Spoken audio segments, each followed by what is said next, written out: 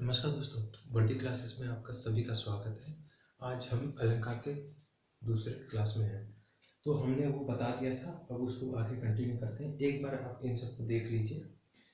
सबसे पहले अनुप्रास अलंकार। अनुप्रास अलंकार क्या होता है, ये एक बार आप स्क्रीनशॉट ले लीजिए इसका।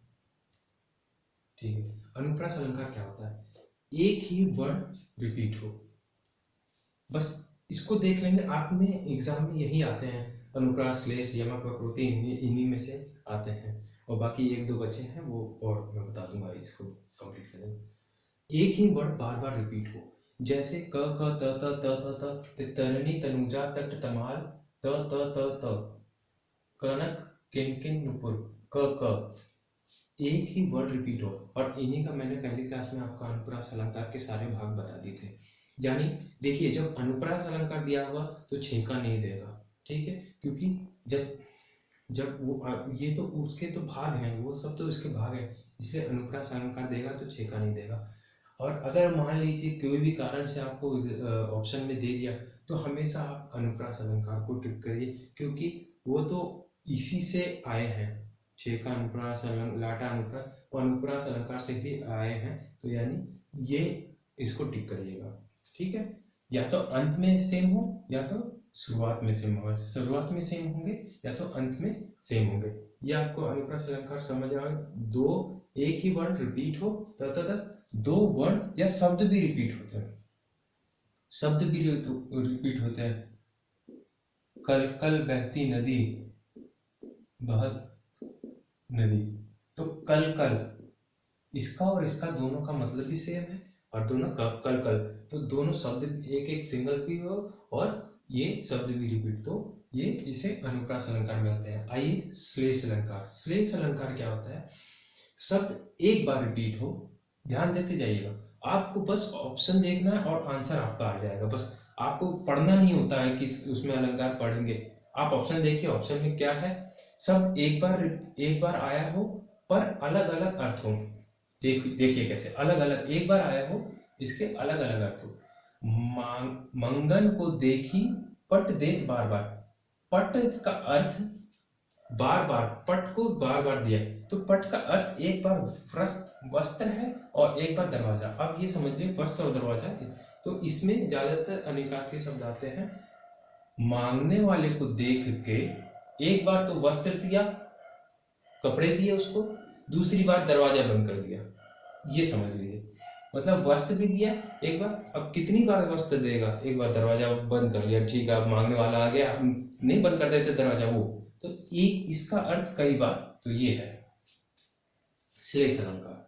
श्लेष अलंकार सब एक बार आया हो लेकिन अलग अलग अर्थ हो। एक बार आया है, देखिए पट एक बार आया है लेकिन अलग अलग अर्थ हो, श्लेष अलंकार होगा, ठीक है। आपको जब श्लेष दिया होगा तो आपको ऐसा ऐसा कुछ भी ऐसे नहीं दिया होगा कि ये सेम रिपीट हो, वर्ड रिपीट हो। आपको बिल्कुल अच्छे से समझ आ गया होगा कि पट देत बार बार, आप ये बोलेंगे बार बार रिपीट हो रहा है बार बार, लेकिन आप इससे पहले देखना है, इससे पहले देखना है क्या है, थोड़ा सा इसको समझना है क्या है बस, ठीक है।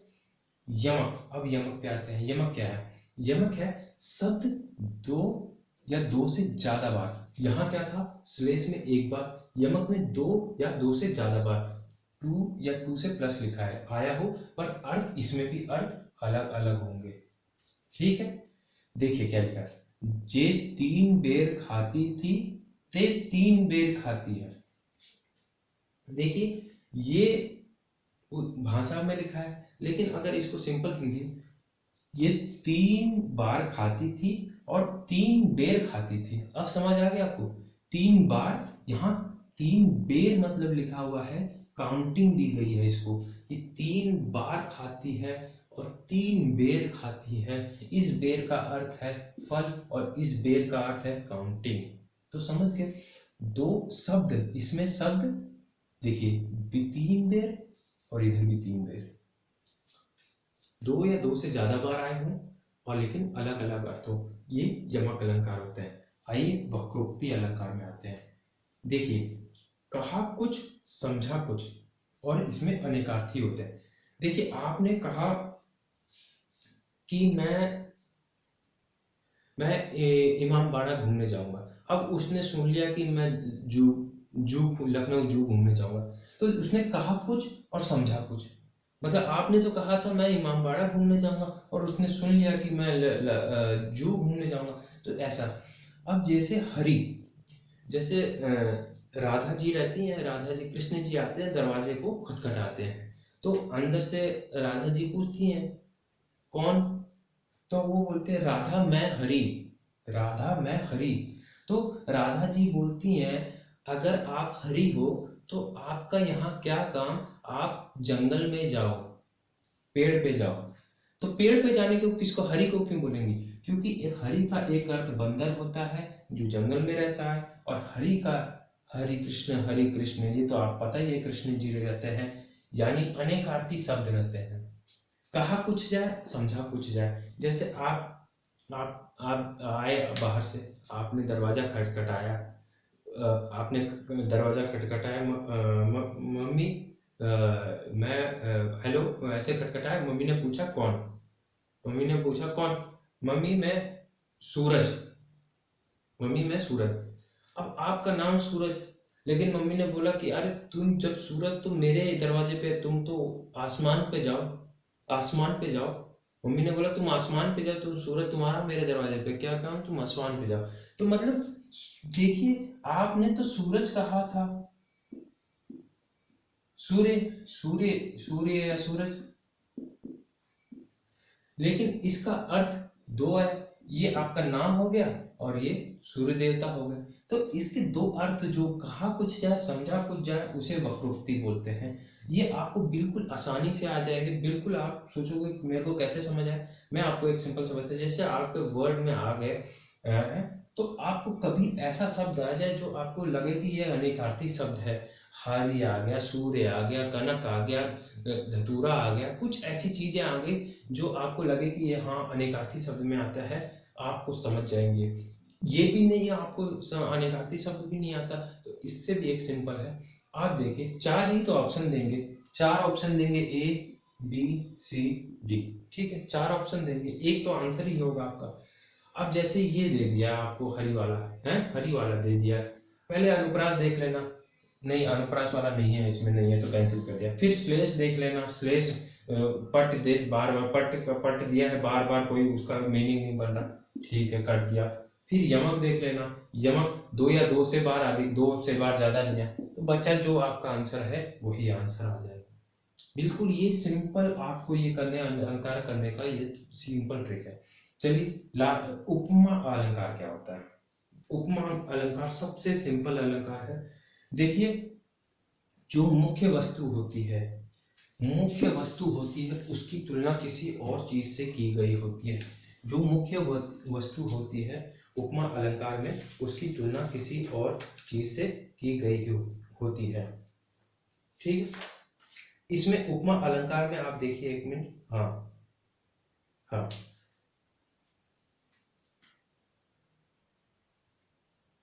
सा सी सो सम सरिस जैसा समानता, अगर ये शब्द में आ जाए तो आप आंख बंद करके उपमा अलंकार लगा दें।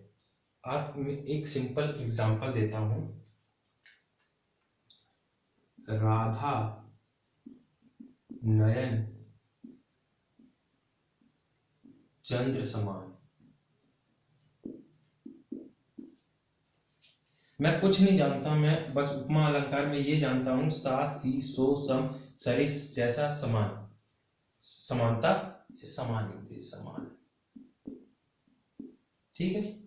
सा सी सो सम सरिस जैसा समानता या समान, ठीक है। मैं कुछ नहीं जानता, मैं बस ये जानता हूँ कि ये आए तो उपमा उपमा अलंकार रहता है। देखिए, इसमें समान आया हुआ है, यानी ये उपमा अलंकार है, कुछ नहीं करना है बिल्कुल। और वैसे भी आप देखिए, राधा जी के नयन को चांद जैसा बताया गया है, में उपमान की तुलना की गई है, राधा जी के आंख को चांद की तरह बताया गया है, ठीक है। मुझे उम्मीद है ये आपको समझ आया होगा, ठीक है। ये हो गया। अब रूपक देखिए, रूपक योजक चिन्ह लगा हो, सिंपल, रूपक योजक चिन्ह लगा हो उपमेय इक्वल टू उपमान हो, एक को एक ही जैसा बताया है। अब इसको समझाता हूँ मैं कैसे। योजक, सबसे पहले आपको रूपक आया है, योजक चिन्ह लगा है, योजक चिन्ह लगा है, ऐसे करके योजक चिन्ह लगा है तो आपको रूपक लगा देना है, बिल्कुल सिंपल से रूपक, क्योंकि आपको इतना डीप में नहीं पूछेगा, आपको उसमें प्रकरण पंडित नहीं बनाना है, आपको नॉर्मल पूछेगा तो आपको ये दे दिया, ये दे सासी वाय में दे दिया, उपमा दे दिया, रूपक दे दिया और ये लगा हुआ है तो आप किसको रूपक को लगा देंगे, शांति कुछ नहीं आपको पता। योजक चिन्ह लगा है, योजक चिन्ह लगा है और इसकी जिसकी तुलना दो जिसके बीच में तुलना की गई, जिसके बीच में योजक चिन्ह लगा हो, दोनों को एक जैसा माना गया हो। जैसे चंद्र खिलौना, तो चंद्र खिलौना मतलब चांद को खिलौना माना गया है, चांद को खिलौना माना गया है, चांद खिलौना है, चांद खिलौना है। ये जो इससे पहले मैंने आपको बताया है कि नयन चंद्र के समान, तो नयन को चंद्र के समान जैसा बताया गया है, माना गया है, माना गया है, जबकि इसमें है चंद्र को खिलौना है, चांद खिलौना है, और उसे लाओ, चांद खिलौना है, बच्चा बोल रहा है मम्मी वो चांद वाला खिलौना लाओ, ठीक है, तो चंद्र खिलौना लाओ, चंद्र खिलौना, चांद का खिलौना, हृदय जलजात। अब देखिए, हृदय मतलब दिल और जलजात मतलब क्या होता है, कमल, कमल का फूल होता है उसे जलजात, जलजात मतलब जो फूल, जैसे हृदय हृदय होता है उसी के समान कमल को माना गया, उसी के जैसा सेम सेम कमल माना गया है कि हृदय और जलजात दोनों को एक माना गया है। आपको ये भी ना समझ आए, आप योजक चिन्ह लगा हो, आप रूपक लिख दीजिए उसको, ठीक है। अब उत्प्रेक्षा आ जाइए, उत्प्रेक्षा में क्या है, किसी को किसी और जैसा बताया या कल्पना किया गया हो। आपको ये नहीं समझ आ रहा किसी को उत्प्रेक्षा वाले में, तो आप सिंपल, मैं एक बात बता रहा हूं, जहां मानो मनहू ज्यों यो लिखा हो, जहां मानो मनहू जो यो लिखा हो उसे उत्प्रेक्षा अलंकार बता देना, जानो मनहू जो यो लिखा हो उसे उत्प्रेक्षा अलंकार बता देना, ठीक है, उसे उत्प्रेक्षा अलंकार देखो। अब जैसे आप इसके एग्जांपल में जैसे लेते, आपने कल्पना की गई हो कि मैंने माना कि वो बहुत बड़ा है, माना कि वो रावण है, माना कि वो दशरथ है, माना कि वो भीम है, जाना माना कि वो भीम है, जाना कि वो क्या है, तो कुछ भी ऐसे तुलना, बड़े से तुलना या कल्पना की हुई कि वो बहुत विशाल है, माना कि वो बहुत हुआ है, मानो मनो मनो आया हो, आप उसको अच्छा लगाए, क्योंकि देखिए आपको एग्जाम है और ये 1 या 2 मार्क्स का आएगा, तो आपको पूरा इसमें आपको ये चीजें जानना जरूरी है, आप पूरा उसको समझते करेंगे तो आप इसमें कितना कर पाएंगे, आपको इतना डीप नहीं देगा, आप मानो जानो ये देखिए, अपना आराम से इसमें लगा लीजिए, चंद्र के योजक चिन्ह देखिए, रूपक लगा लीजिए, सासी देखिए, उपमा लगा लीजिए, आपको अनेकार्थी शब्द दिख जाए, कहा कुछ जाए, समझा कुछ जाए, तो ये वक्रोक्ति यमक 2 या 2 से अधिक बार आया हो, यमक लगा, एक बार आया हो तो श्लेष लगा दीजिए, एक वर्ण की बार बार आया हो उसे अनुप्रास लगा दीजिए, ठीक है। चलिए आते हैं भ्रांतिमान। भ्रांति, भ्रांतिमान जिसमें जानी, भ्रांति, जान, जानू, जानू, जान, जानी, जानू, जान, जानी, जानू, जान, जानी आए, उसमें भ्रांतिमान लगा दिए। किसी को किसी चीज की भ्रम हो, भ्रम की स्थिति पैदा हो गई, तो उसमें जानी, जानू, जानू ये लगा दिए भ्रम। अब जैसे आपने एक कोई आपकी तरफ आ रहा है, कोहरा पड़ा हुआ है, आपकी तरफ आ रहा है, और आप घर से बाहर हो, आपने देखा ये तो मेरे पापा हैं, आपको भ्रम हो गया कि ये तो मेरे पापा हैं, और जैसे जैसे वो पास आते गए आप छूट गए कि मेरे पापा हैं, जैसे जैसे वो पास आए आपने देखा अरे नहीं ये तो कोई और है।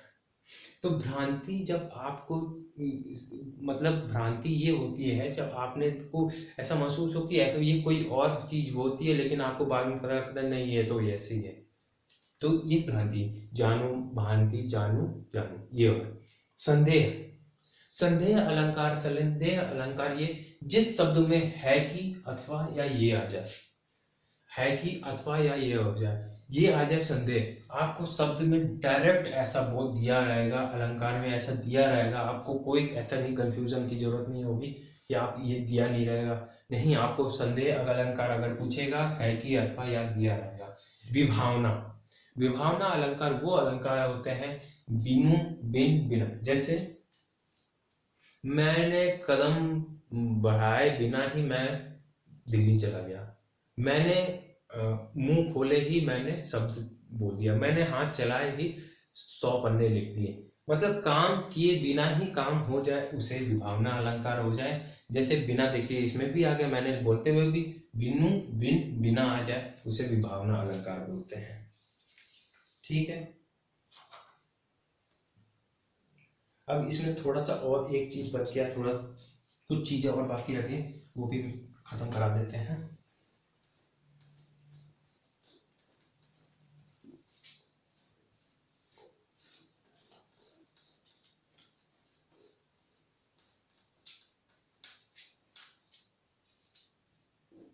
बस इसके बाद आपका ये अलंकार वाला खत्म हो जाएगा। अलंकार का बेसिक बेसिक यही है, इससे ज्यादा आपको अलंकार में नहीं आता, जो आपको आता है करा दिए। सबसे पहले एक चीज है, जैसे हाँ, सीता का मुख, जैसे एक है सीता, एक मिनट,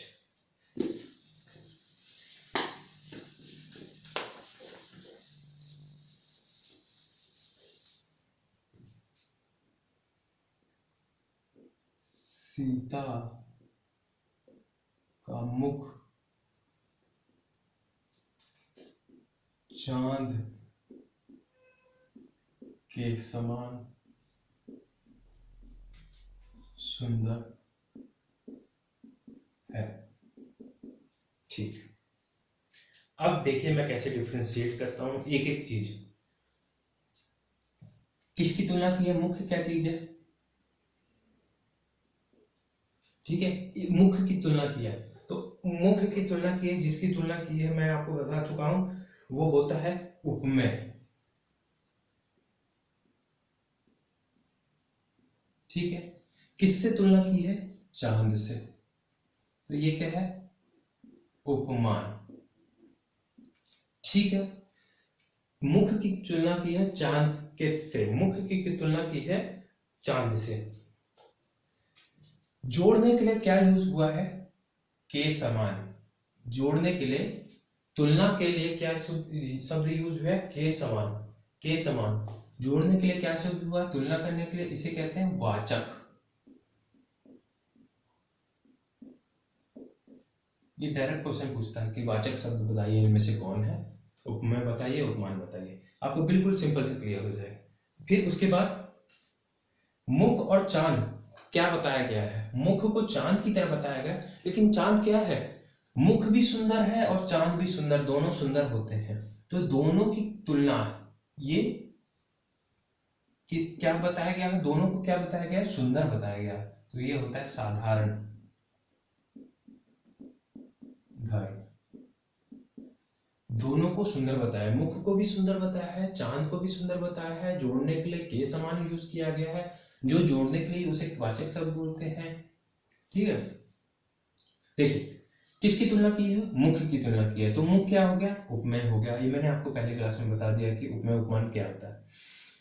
इसको कैसे कैसे बताया गया, चांद की तरह बताया, चांद, चांद को क्या बोला गया, उपमान पे। उपमेय में, उपमान मैंने आपको बता दिया है, उपमेय में वो चीज होती है जो कि जो जिसकी हम तुलना करते हैं। उपमान वो चीज होती है जो फेमस होती है या प्राकृतिक होती है। तो मैं आप, और उपमेय, उपमेय वो चीज होती है जैसे बॉडी का पार्ट हो गया या फिर फीलिंग हो गई, सॉरी, फीलिंग होगी, भावनाएं होंगी शरीर की, या हृदय की भावनाएं होंगी, मन की भावनाएं होंगी, या फिर शरीर का भाग हो गया, उसे उपमेय बोलते हैं। जिससे नेचुरल चीजें या फिर फेमस चीजें, उसे उपमान बोलते हैं। मुख और चांद किससे तुलना की, के समान, के शब्द से तुलना की गई है, के समान वाचक शब्द हो गया, और ये सुंदर, सुंदर, दोनों चीज सुंदर है तो वो साधारण धन हो गया। ठीक है। अब इसी जिन शब्दों में ये सब आए, उपमेय भी आए, उपमान भी आए, वाचक शब्द भी आए, साधारण धर्म भी आए, उसे पूर्णोत्तम अलंकार बोलते हैं। ठीक है।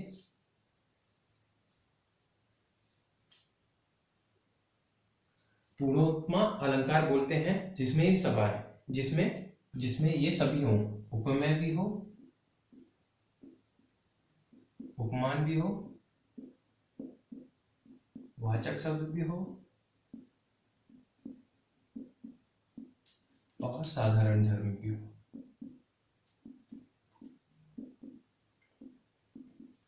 उसे पूर्णोत्तम अलंकार बोलते हैं। और लुप्तोत्तम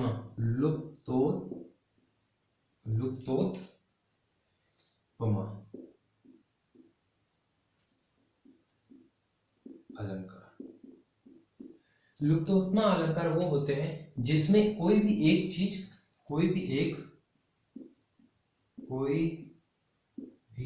एक मौजूद नहीं हो। ठीक है, कोई भी एक इनमें से मौजूद नहीं हो। ठीक है, ये हो गया आपका। मैं पूर्णोत्तम भी बता दिया, लुप्तोत्तम भी बता दिया, साधारण धर्म भी बता दिया, वाचक शब्द भी बता दिया। ठीक है, और अब क्या बचा इसमें?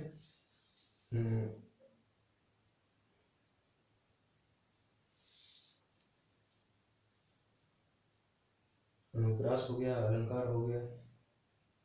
ठीक है, एक बार फिर से बता देते हैं, रिपीट करा देते हैं पूरा कंप्लीट। देखिए, सबसे पहले अलंकार मैंने आपको बताया है। अलंकार के दो भेद होते हैं। अलंकार के दो भेद होते हैं, एक मुख्य भेद और कुल भेद। मुख्य भेद होते हैं शब्दालंकार, अर्थालंकार। मुख्य भेद होते हैं जो होते हैं शब्दालंकार, अर्थालंकार। कुल भेद होते हैं, 3 होते हैं, शब्दालंकार, अर्थालंकार और उभयालंकार।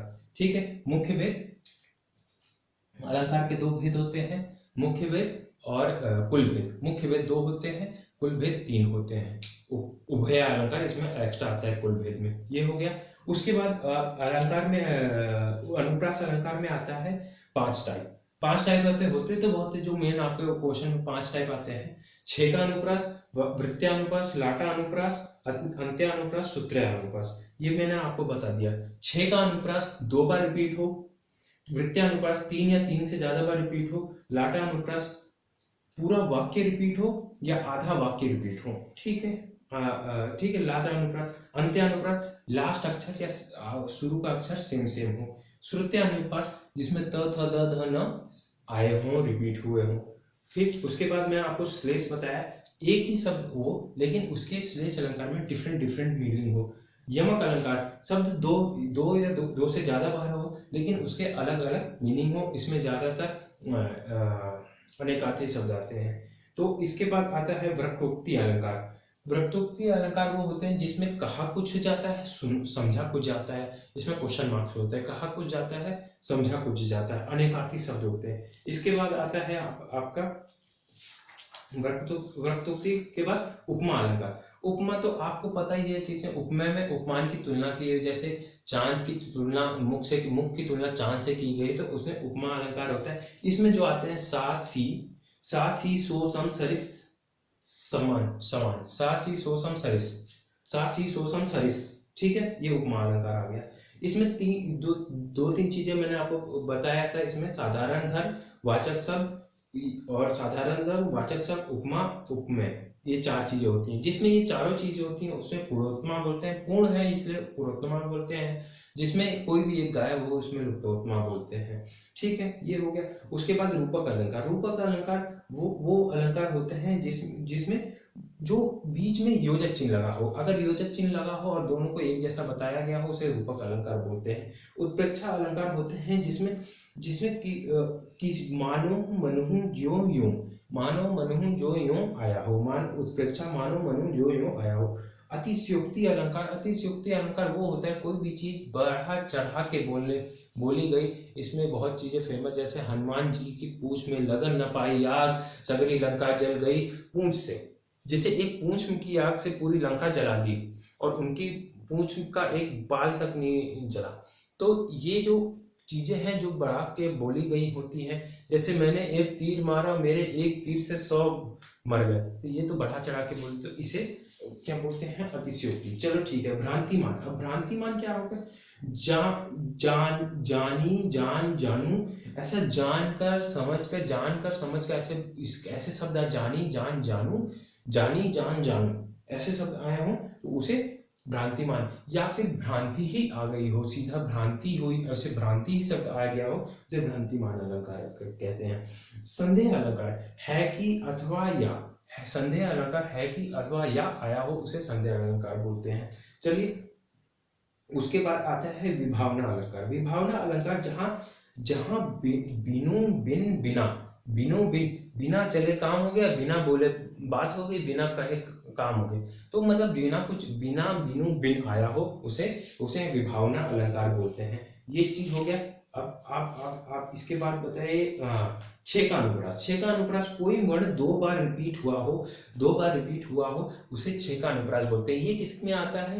अनुप्रास अलंकार में आता है, छह का अनुप्रास बोलते हैं। वृत्तीय अनुप्रास, दो से अधिक बार रिपीट हो या तीन से ज्यादा बार रिपीट हो, उसे बोलते हैं वृत्तीय अनुप्रास अलंकार। जैसे तरंगी तनुजा तट तमार त आ गया। लाटा अनुप्रास, पंक्ति ही रिपीट हो या आधी पंक्ति रिपीट हो, पूरी पंक्ति रिपीट हो, सेम मीनिंग हो, ठीक है। पंक्ति ही रिपीट हो, पंक्ति दो पंक्ति रिपीट हो, उसका जो मतलब वो अलग अलग हो, ठीक है। सेम बता दो, गलती उसका दो अलग अलग मीनिंग हो, ठीक है, उसे लाटा अनुप्रास अलंकार बोलते हैं।